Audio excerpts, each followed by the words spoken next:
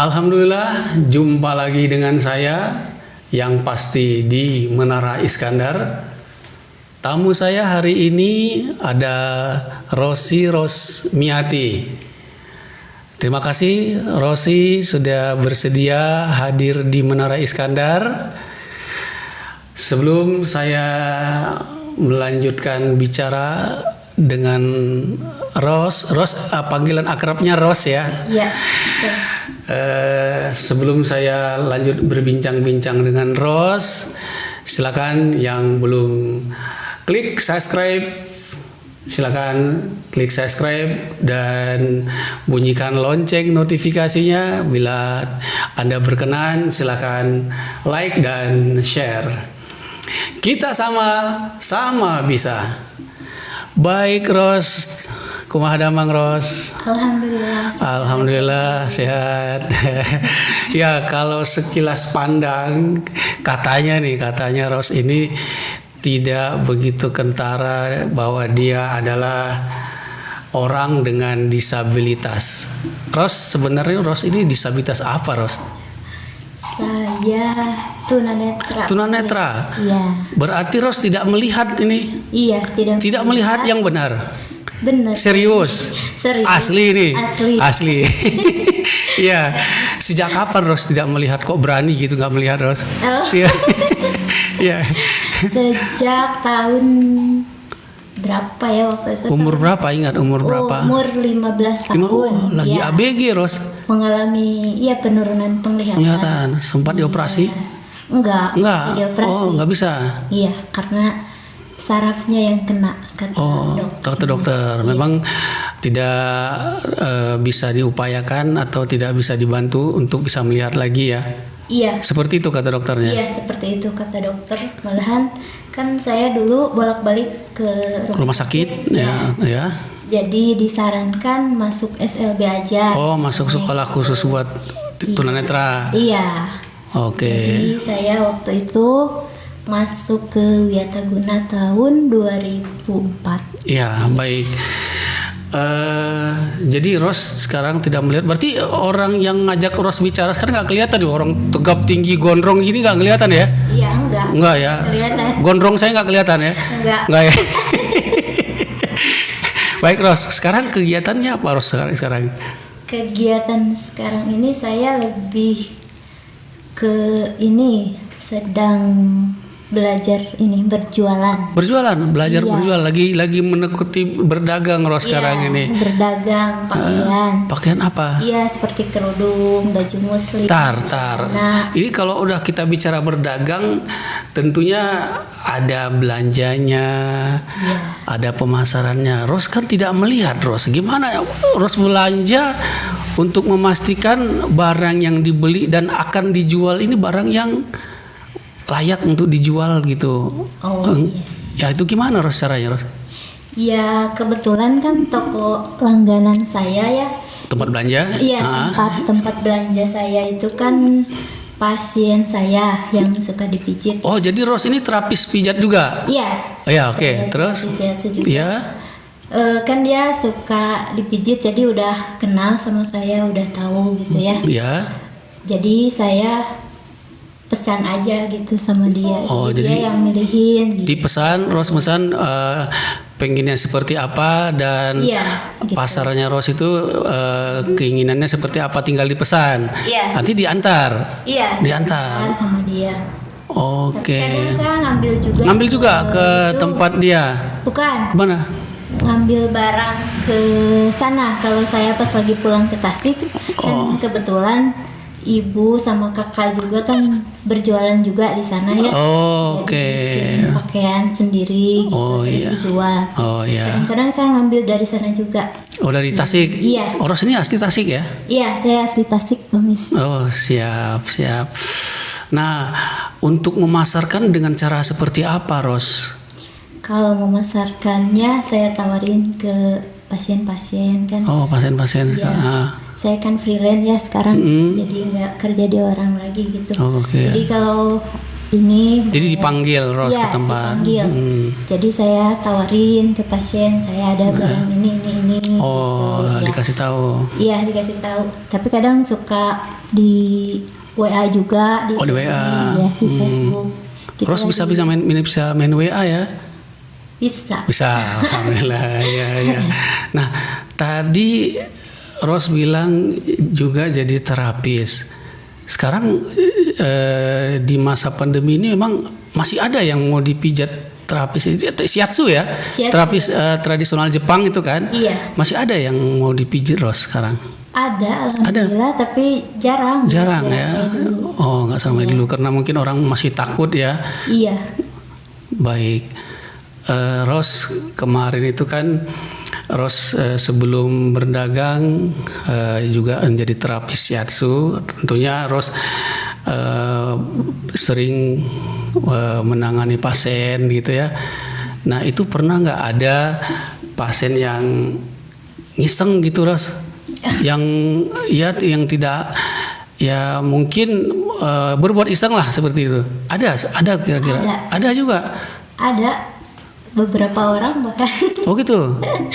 Iya. Terus gimana terus? Mau cara memberitahukannya kepada mereka yang mau berbuat iseng itu bagaimana cara Ros ngasih taunya? Gimana ya? Gimana? Kan tentu dibilang bagus-bagus gitu ya. Nah, seperti apa harus mengingatkan bahwa Ros sebenarnya kan bekerja gitu ya, bukan mau macam-macam gitu kan. Gimana Ros mengasih taunya pada mereka yang mencoba berbuat iseng itu bagaimana cara Ros? Ya saya bilang aja, saya kan walaupun tidak bisa melihat, Ya. saya ingin kerja dengan halal kan. Ya. Walaupun diiming-iming uang ya, saya tidak mau, saya mau hasil kerja saya gitu. Ya. Hasil dari pijat Ya. begitu.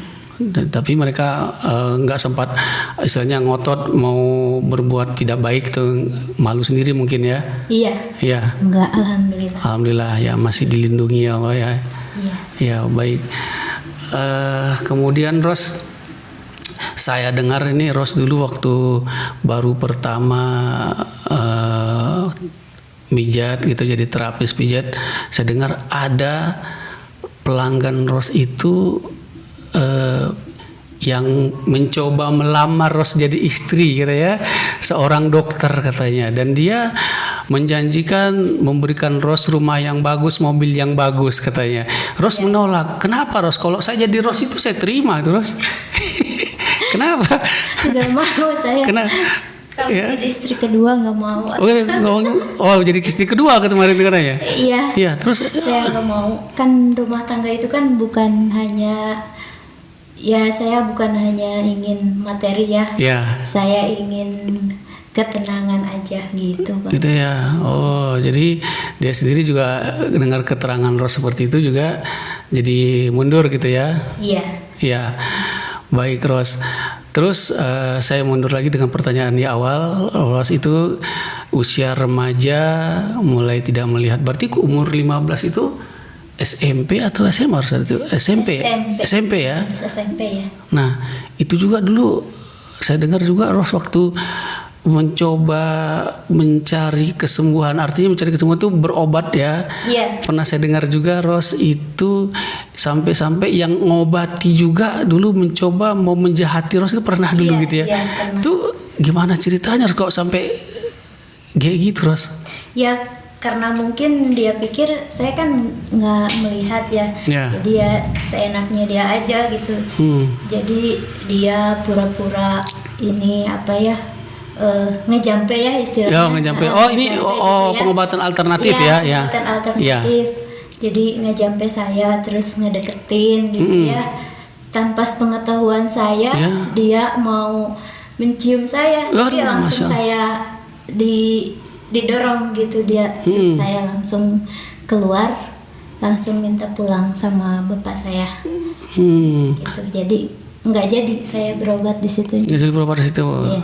Padahal dia pura-pura mau mengobati tapi mau ada mungkin niat tidak baik mencoba menjahati Ros gitu ya. Iya. Baik, Ros, dengan beberapa pengalaman Ros yang mungkin yang Ros tidak harap, bukan tidak diharap, apa ya, yang tidak diinginkan itu terjadi. Apa saran Ros kepada mereka melihat sosok orang yang tidak melihat, kemudian ada niat untuk tidak baik, itu bagaimana komentar Ros?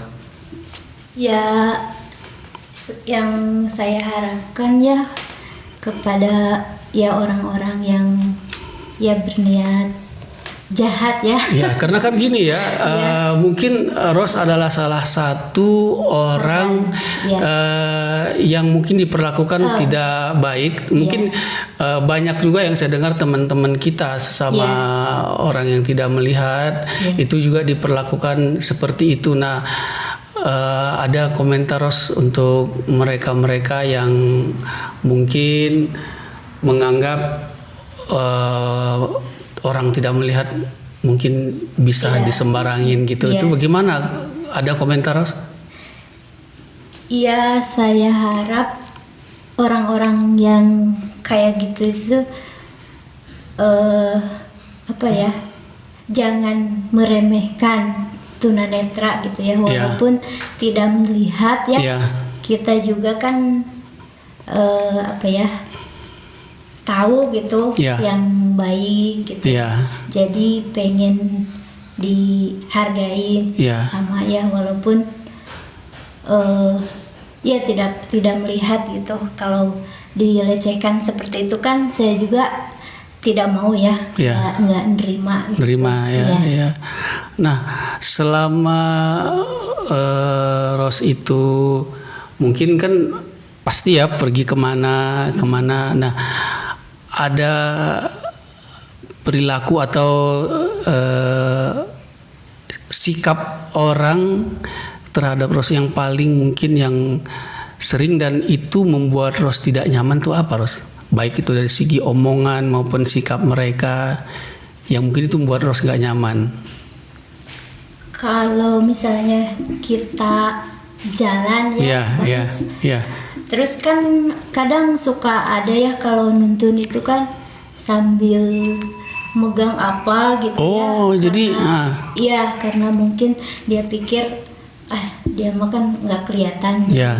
Dia sembarangan aja gitu. Megang gitu ya. Sepertinya memanfaatkan situasi gitu. Oke. Oh, pernah gitu ya? Iya, pernah juga begitu. Nah, jadi saya kadang kesal gitu kalau misalnya saya pergi sendiri ya. Saya pernah dulu waktu kerja di suatu tempat. Kan saya pulang malam jam berapa ya. Terus pas di jalan tuh ada masuk gang kecil. Nah, terus ada yang pegang-pegang saya. Wah, Masya Allah. Iya. Terus gimana tuh? Langsung saya mau ditabok gitu tapi nggak kena dianya. Keburu kabur. Saya ngomong kalau bahasa Sundanya mah ngecacang gitu. Saya gak terima gitu ya. Saya diperlakukan kayak gitu. Ya walaupun saya tidak melihat kan nggak mau diperlakukan seperti itu ya. Iya gitu Bang Isan. Baik ya. Ros ini kan seorang istri dan seorang ibu rumah tangga ya kan. Nah, tentunya Ros juga melayani keluarga, baik suami maupun anak-anak. Dan Ros pasti masak kan di rumah kan? Iya, masak buat suami dan anak-anak. Nah, Ros dengan kondisi tidak melihat tuh bisa kamu masak, Ros? Bisa, serius? Kalau bisa. Masak tuh pakai api loh, Ros? Iya. Panas loh. Iya, tapi bisa ya? Bisa. Terus bagaimana kamu, Ros, untuk masak itu untuk mengetahui yang dimasak itu udah matang atau belum tuh bagaimana? Soalnya gini, Ros, waktu saya di rumah nih, istri saya kebetulan lagi jaga anak saya yang lagi dirawat di rumah sakit. Saya kan di rumah nih, sama anak saya yang 2 lagi, anak saya kan 3 ya. Nah yang 1 dirawat di rumah sakit, istri saya ngejaga kan, saya di rumah dengan 2 lagi. Nah kami mau makan, saya itu kan masak telur nih ceritanya. Telur yang dimasak padahal ya saya goreng ditemani sama anak saya. Itu bentuknya udah gak karu-karuan, Ros. Jadi bukan masak lagi bentuknya, kalau anak saya bilang itu telurnya sudah hitam tuh. Nah Ros bagaimana? Tapi bisa matang nggak gosong, Ros? Bisa. Gimana caranya? Kalau saya kan karena mungkin perempuan ya, jadi sering melakukan itu ya, sering masak, jadi udah tahu kalau misalnya goreng telur nih. Jadi kan kalau pas goreng telur itu kan pas dimasukin suara minyaknya kan krecek-krecek. Ada ini. Kalau udah matang itu tandanya suara si krecek-kreceknya udah mengecil. Ada itunya ya, ada cirinya ya. Iya. Oke, ala bisa karena terlatih. Karena terlatih. Karena sering. Iya. Nah juga kan ngerawat anak nih, dari kecil, dari lahir itu, Ros, seperti apa, Ros, ngerawat anak dari bayi? Kira-kira pengalaman Ros yang selama ngurus anak gitu ya, dari bayi sampai mereka besar, itu yang paling terasa sulit buat Ros sebagai orang yang tidak melihat itu ketika kapan, Ros? Saat kapan tuh, misalkan apakah anak lagi sakit atau apa tuh, saat kapan tuh Ros yang merasa mungkin Ros kesulitan dengan kondisi yang tidak melihat, seorang ibu yang tidak melihat? Kalau kalau lagi sakit enggak merasa kesulitan, Bang Is. Anak lagi sakit enggak merasa kesulitan? Enggak. Ini aja tinggal diperiksa aja. Misalkan nih anak lagi demam nih, demam. Nah kan kita pengen tahu nih berapa sih panas anak kita, temperaturnya gitu ya. Itu bagaimana, Ros? Kan suami juga nggak ngeliat kan? Nah itu bagaimana mengetahuinya, bagaimana kalau seperti itu, Ros? Kan bisa kepegang sama kita, diraba di keteknya, di lehernya kan. Kalau suhunya lagi panas kan ketahuan. Tidak wajar gitu ya? Iya, tidak wajar. Nah, kalau kalau enggak dikasih madu, kalau saya gitu. Kalau ke dokter kan bawa ke dokter gitu. Siapa yang nemani, Ros? Dan bagaimana, ada kesulitan nggak selama di rumah sakit pergi ke dokter gitu, bawa anak sakit gitu? Nggak ada, Bang Is. Sekarang kan musim online ya, jadi kalau pergi kemana-mana tuh sekarang pakai ojek online aja atau. Iya, sekarang lagi online. Kalau dulu kan belum ada online, Ros. Ya kalau dulu ya pesan aja semua pakai gitu ya. Pergi ke dokter nggak ada kesulitan? Iya, alhamdulillah nggak ada. Suka ada yang bantu, Ros, di rumah sakit? Iya, suka ada yang banyak. Bantu ya. Banyak ya. Iya, banyak, asalkan kita ini aja ngomong gitu ya, minta tolong misalnya mau ke ruangan mana, gitu. Alhamdulillah di Bandung ini ya baik-baik gitulah. Alhamdulillah. Untung saya tinggal di Bandung, Ros ya. Iya, jadi nggak merasa kesulitan kalau misalnya kita ke dokter gitu ya.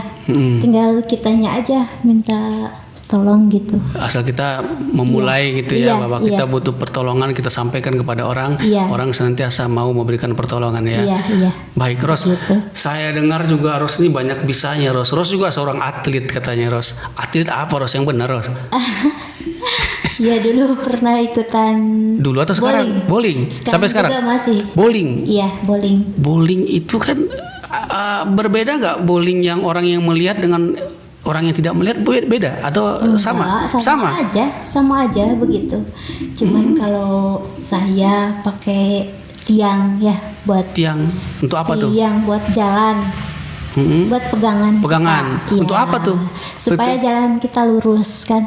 Jadi penandanya gitu, bahwa kita bisa posisi lurus gitu ya. Iya, begitu. Itu. Kalau secara teknik sama aja seperti sama yang melihat. Iya, sama yang melihat ya. Oke, baik. Terus pernah ikut kejuaraan, Ros?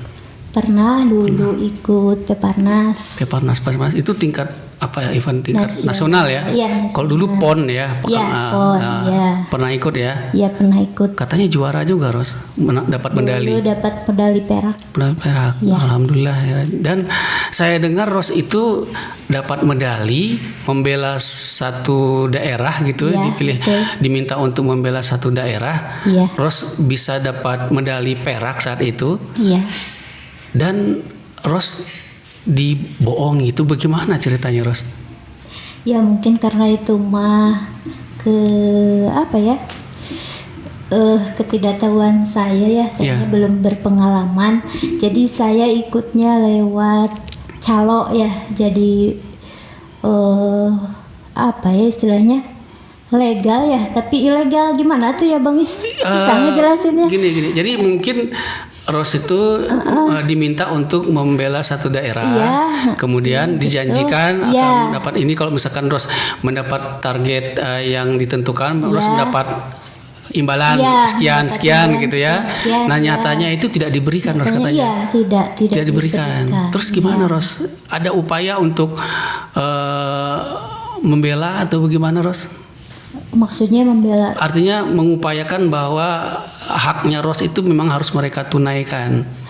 Ya, dulu saya sering menghubungi ke sana, pihak mereka, ke disporanya langsung, ke pengurusnya. Tapi hasilnya nggak ada.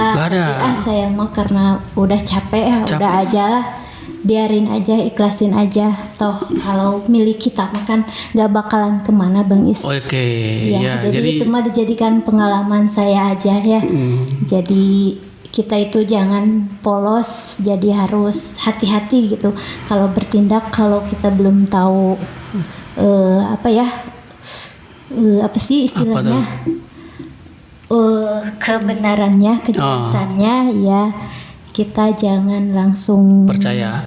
Tapi kan itu kan ya boleh dikatakan kan legal ya, artinya Ros itu kan bertanding gitu kan, dengan atlet-atlet yang di luar daerah gitu kan, dan Ros nyatanya mendapatkan medali saat itu. Nah dengan bukan dengan janji yang mereka akan berikan sesuai dengan peringkat prestasi Ros gitu ya kan. Misalkan emas nanti dapat sekian, perak dapat sekian, perunggu dapat sekian, dan Ros saat itu mendapatkan perak, harusnya mendapatkan sejumlah yang mereka janjikan, nyatanya mereka nggak berikan. Nah seperti itu. Jadi saya juga dengar itu, terpikir juga lembaga yang saya pimpin kan pengennya gitu ya, ada satu biro bantuan hukum kepada teman-teman disabilitas yang terbentur masalah hukum seperti ini gitu kan. Karena banyak juga di luar sana teman-teman kita sesama disabilitas diperlakukan tidak adil gitu dengan pihak orang-orang yang tidak bertanggung jawab, dan itu mereka sendiri nggak tahu mau mengadu kemana. Nah saya pinginnya lembaga yang saya pimpin juga pingin punya biro bantuan hukum. Mudah-mudahan ada advokat atau mereka yang peduli dengan disabilitas untuk bisa kita ajak bekerja sama ya. Bagus. Ya, setuju lah saya. Setuju.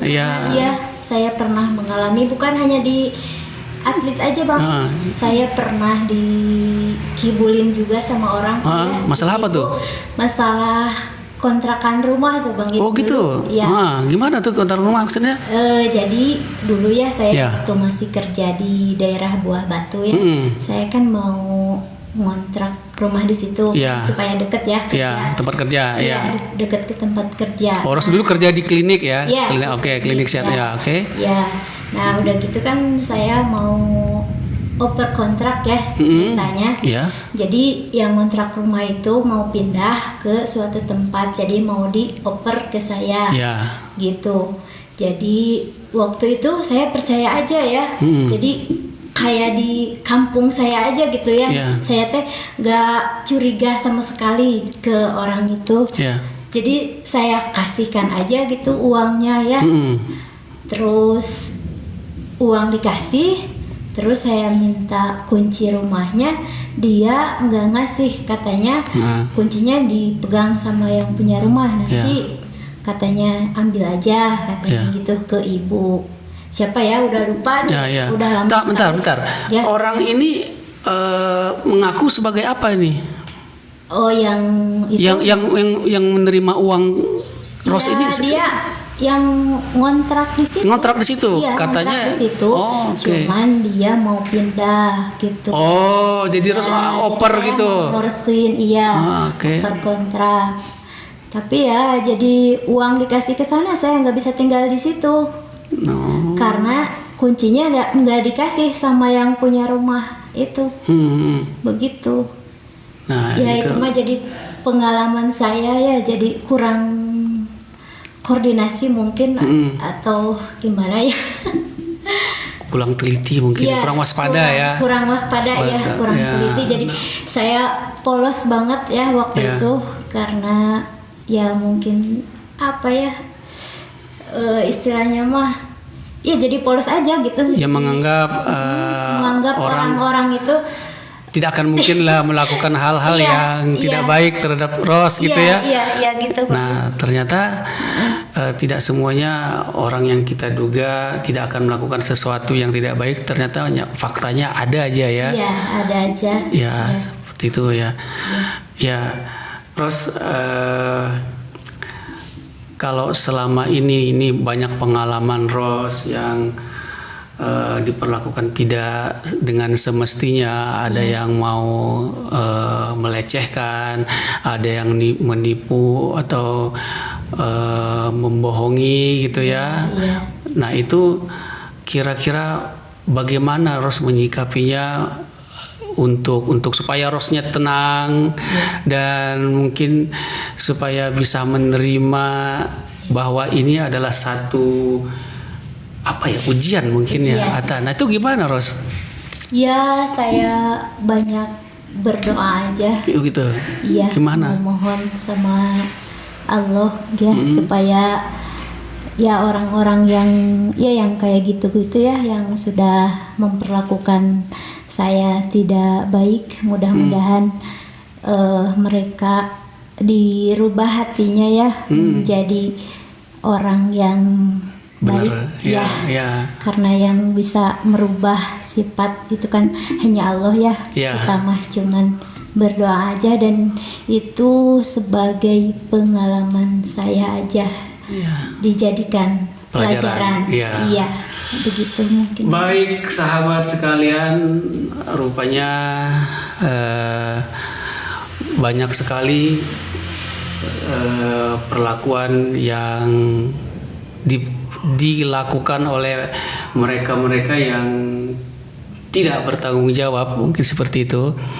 Dan itu banyak sekali dirasakan oleh teman-teman kami sesama disabilitas. Bahkan saya pernah dengar ada teman kita punya profesi bermain musik gitu ya. Ketika dia membawa keyboardnya untuk memenuhi undangan, ada yang pura-pura bantu, keyboardnya dibawa kabur gitu ya. Banyak. Nah, jadi seperti itu. Nah, jadi ada beberapa pelajaran yang kita bisa ambil dari situ, bahwa kita jangan sempat lengah gitu ya kan. Tetaplah waspada. Terkadang gini Ros, kadang-kadang kita mau waspada, orang kadang-kadang seringnya melihat kita itu kok curigaan gitu ya. Saya pernah gini di bandara ketika saya menelepon teman saya gitu. Nah, teman saya telepon menanyakan posisi saya di mana. Nah, saya kan nggak tahu nih posisi saya ada di mana gitu kan. Nah, saya tanya, di dekat saya itu ada lelaki, Pak, ini punten, maaf nih, saya ada di mana nih? Artinya kalau ada toko-toko apa gitu ya. Nah, dia minta handphone saya itu biar dia yang berbicara gitu ya kan.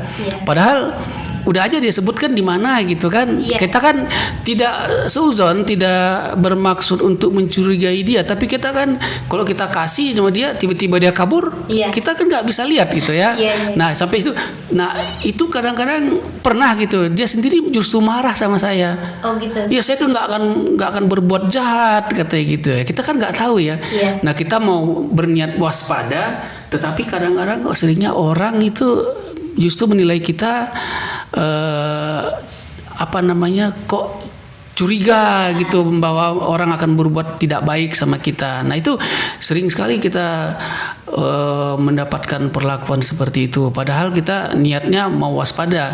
Kalau dia mau bantu tinggal bilang aja, oh ada di sini, cluenya ini, ada dekat ini, gitu tinggal bilang gitu ya. Nah saya kira perlu waspadanya seperti itu. Jadi kita dengan tidak bermaksud untuk mencurigai siapapun, tapi kita harus waspada karena kita tidak pernah tahu siapa yang akan memanfaatkan situasi-situasi yang akan merugikan kita gitu ya. Nah itu kan banyak sekali teman-teman kita mengalami hal-hal yang seperti itu ya. Seperti saya bilang tadi, teman kita tidak melihat, dia dapat undangan untuk bermain musik di sebuah kafe, kemudian dia pergi nih, ada yang membantu membawakan keyboardnya gitu, ternyata keyboardnya dibawa lari. Nah padahal itu alat untuk mencari nafkah dia gitu kan. Nah itu sering seperti itu. Kalau seperti itu kan artinya kita memang harus waspada, gitu ya. Setuju Ros ya? Setuju ya. Nah, harus waspada. Nah seperti itu. Ros, terima kasih banget nih Ros sudah bersedia saya undang datang untuk kita ngobrol di Menara Iskandar. Iya, sama-sama Bang. Iya. Dan saya berpesan gitu buat kita lah, orang yang diberi amanah oleh Zat yang Maha Baik, diberi kondisi yang tidak melihat gitu ya. Jangan sampai kondisi ini membuat kita justru dalam kondisi sekarang ini, saya bicara kondisi pandemi sekarang ini, di mana teman-teman jangankan disabilitas, yang non disabilitas juga kena dampaknya sekarang ini dengan kondisi pandemi ini ya. Dan alhamdulillah Ros dengan merasakan selaku terapis, di mana terapis sekarang itu pasiennya juga takut mau dipijat. Nah Ros itu mencoba untuk berjualan. Nah buat teman-teman kita yang saat ini yang merasakan juga seperti yang kita rasakan nih, sementara Ros kan udah mencoba nih, artinya berusaha gitu ya, dengan cara yang lain. Nah ada nggak saran Ros, pesan atau ini buat teman-teman kita yang belum mencoba melakukan hal yang seperti Ros lakukan? Ya buat teman-teman ya yang merasakan dampak pandemi ya saya sarankan ya mencoba gitu mencari keterampilan lain ya yang bisa kita lakukan, karena Allah tidak akan membiarkan makhluknya ya selagi kita berusaha gitu dan berdoa tentunya ya. Sip, mantap. Ya, terima kasih Ros. Baik sahabat sekalian, demikian bincang-bincang saya dengan Rosi Rosmiati hari ini yang luar biasa. Mudah-mudahan ini bisa dipetik hikmah dari obrolan ini, dan saya mengucapkan terima kasih buat Ros sekali lagi. Ya, mudah-mudahan Ros sehat selalu, sukses dengan cita-cita dan karyanya. Baik, terima kasih. Nantikan video-video saya yang berikutnya. Kita sama-sama bisa.